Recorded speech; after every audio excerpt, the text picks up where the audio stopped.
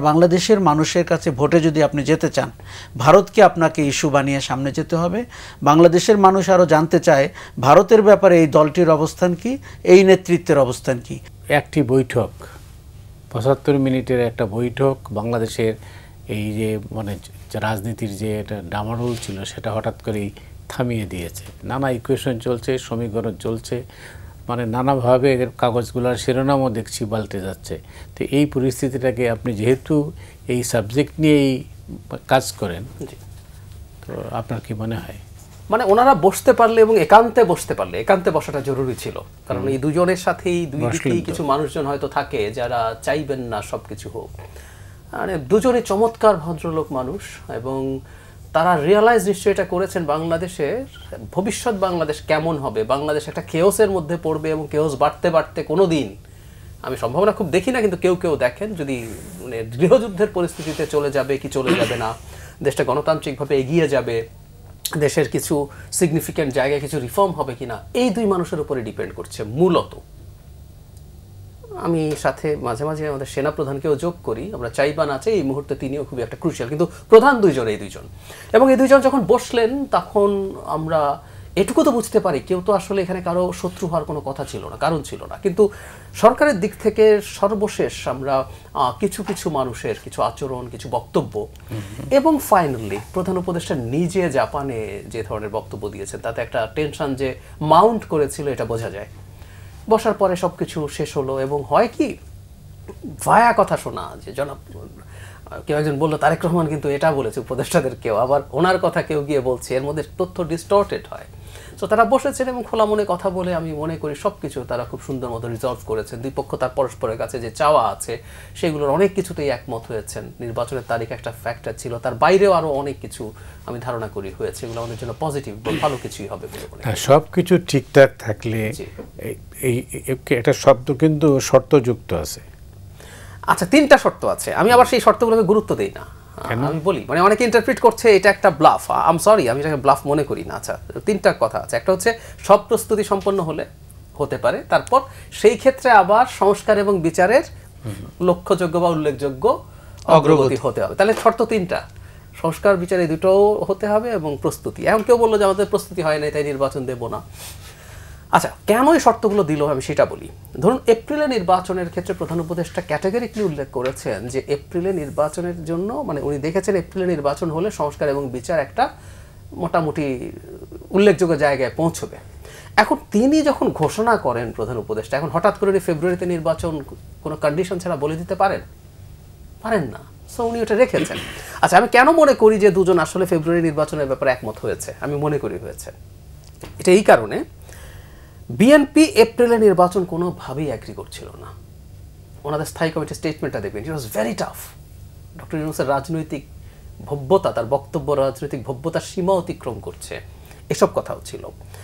তো সুতরাং বিএনপি যে এতটা কর্ডিয়ালি স্টেটমেন্ট দিতে দিয়েছে, তারা কর্ডিয়াল অ্যাটিটিউড করছে সরকারের সাথে, ইভেন জনাব খলিল যাকে তারা পদত্যাগ করতে বলেছিলেন, সেই জনাব খলিলও এই মিটিংয়ে, তাদের মেইন মিটিংয়ে তো 1-to-1 হয়েছে, আশপাশে ছিলেন, ব্রিফ করেছেন, সেটাও তারা মেনে নিয়েছেন ফর দ্য টাইম বিং। তার তো মনে হয় যে আসলে আমরা যদি রিডিং বিটুইন লাইন্স করি, ফেব্রুয়ারির ব্যাপারে সমঝোতা হয়েছে দুইজনের। এটা থাকবে কিনা যে ডিফারেন্ট ডিবেট, কারণ যারা চান নির্বাচন আরও পিছাক, জুন টুনো না, পারলে 29 সালে চলে যাবে, এরকম যারা চান তাদের সে চেষ্টা করবেন, কিন্তু এই দুজনের মধ্যে আন্ডারস্ট্যান্ডিং হয়েছে।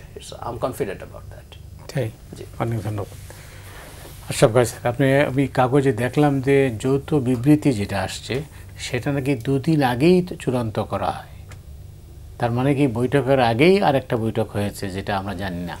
অগ্রবর্তী একটি টিম বিএনপি থেকেও গিয়েছিল এবং সরকার থেকেও গিয়েছিল, এবং আমার কাছে খুব দারুণ লেগেছে এবারের প্রস্তুতি এবং ঘটনাটা যেভাবে ঘটলো, দুজন নেতার বডি ল্যাঙ্গুয়েজ এবং তাদের যে সৌহার্দ্যপূর্ণ আলোচনা এবং মিনিংফুল আউটকাম, সবগুলোকে দেখে মনে হয়েছে যে যেই অস্থিরতাটা গত কয়েক মাস আমরা দেখতে পেয়েছি কিছু ইন্ডিভিজুয়ালের অ্যাক্টিভিটি আমাদের নজরে পড়েছে, কিছু অ্যান্টি স্টেট অ্যাক্টরকে আমরা অতিরিক্তভাবে প্রভাবশালী হতে দেখেছি।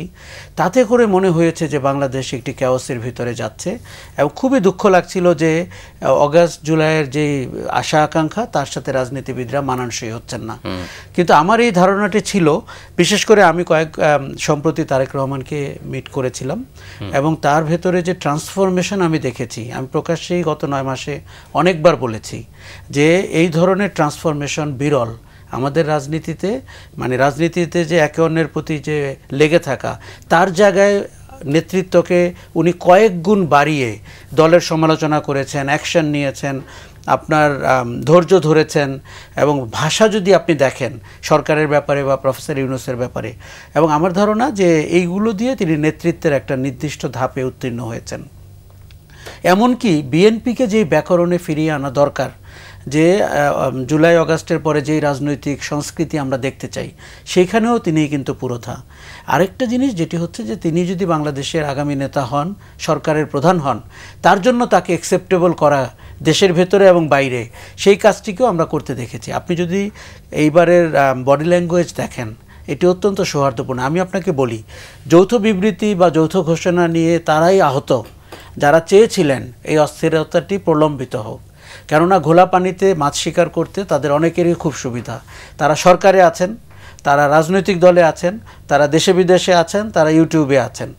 এখন এতগুলো বিচিত্র অ্যাক্টর, আর ভারত এবং আওয়ামী লীগ কিন্তু আছেই। আপনি খেয়াল করে দেখবেন, আওয়ামী লীগ গত 10 মাসে বিএনপির বিরুদ্ধে কোনো সমালোচনা করেনি। সমস্ত সমালোচনা প্রফেসর ইউনূস এবং তার সরকারের ব্যাপারে। ভারতেরও কিন্তু একই অবস্থান।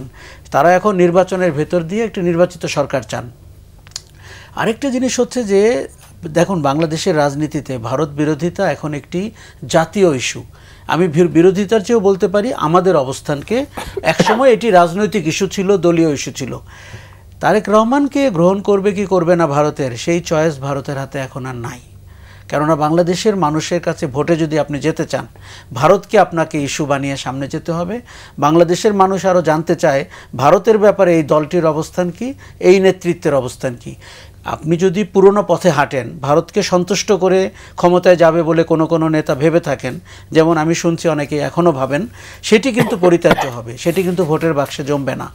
কাজেই আমি ওই বৈঠকের একদিন আগে বলেছিলাম যে বৈঠকটি আমার ধারণা একটা খুবই তাৎপর্যপূর্ণ জায়গায় যাবে। আচ্ছা আশরাফ, মানে আমরা অ্যাক্টর জানি, চিনি, শুনি, কিন্তু অ্যান্টি স্টেট অ্যাক্টর বলতে আপনি কাদের বোঝাচ্ছেন?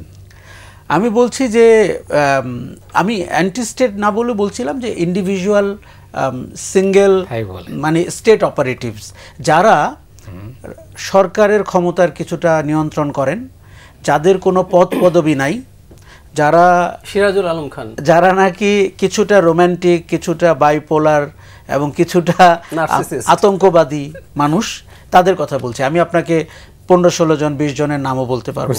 হয়তো তাদের মধ্যে 6-7 জন অনেক বেশি আমার চোখে এসে পড়ে, আর কেউ কেউ কখনো কখনো তাদের ক্ষমতার চেয়েও বেশি জাহির করতে পছন্দ করেন।